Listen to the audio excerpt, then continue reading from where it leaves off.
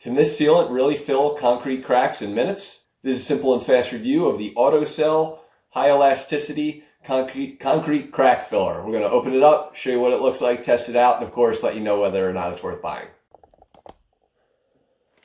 Alright, so as we open up the bag here, it's a whole kit.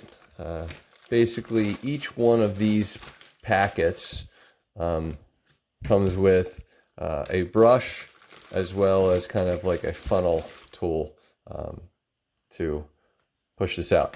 It does come with a single pair of black gloves, latex gloves, so you could use one for each one. And really what you're trying to do there is kind of protect yourself. As you kind of put this on, it may squeeze out a little at the edge, and that's all you're going to do is unhook this and then hook this in really as tight as you can, because as you pressure this out, you're literally just going to pressure this to squeeze out. It may kind of start to leak a little bit here. More importantly, any cleanup, it's good to have some rubber gloves. You're just going to want to clean the space ahead of time with this brush. And again, they give you 2 of those. So that's really what comes with the packet. So we'll go ahead and test it out.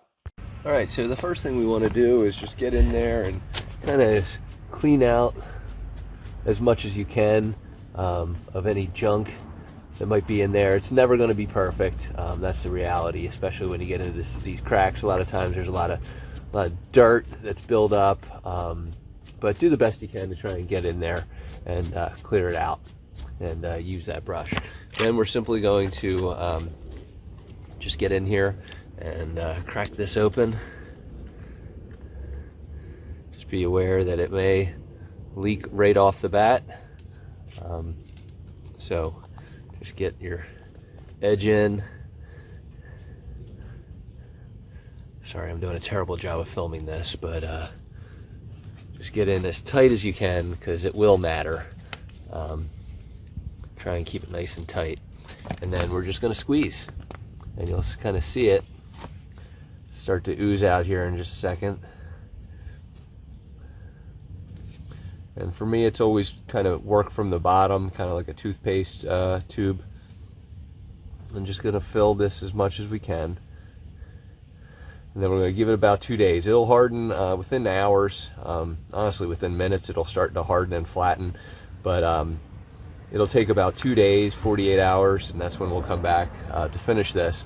And just kind of show you what it looks like afterwards as the holes kind of fill and rubberize and flatten out. The cool part is it will flatten out, so even if you have kind of these little kind of tube looking things, it will just harden out or flatten out. And so we'll go ahead and come back. I'll fill it up a little bit more, but that's the idea, and we'll show it in 2 days. And yes, you're going to see on a windy day especially, maybe not the best, but you're going to get stuff that gets stuck in it. If that's a factor, be aware. So it's been a couple days, and as you can see, the challenge being I'm in the middle of autumn here, fall, and stuff just falls all over the place and gets into it. I don't personally care, but if it's a factor for you, just be aware. You can also see that it's kind of bendable, rubbery, which is exactly the point here. So it fits in really nice. Again, I kind of filled some other spots here, and you can kind of see just how much it levels out really nice, but just how much stuff gets into it. So it looks great to me. It's kind of reflective, as you can probably tell. Light will reflect, so it'll look like it's wet a lot of times, but for me it's perfect. So hopefully this review helps, and thanks for watching.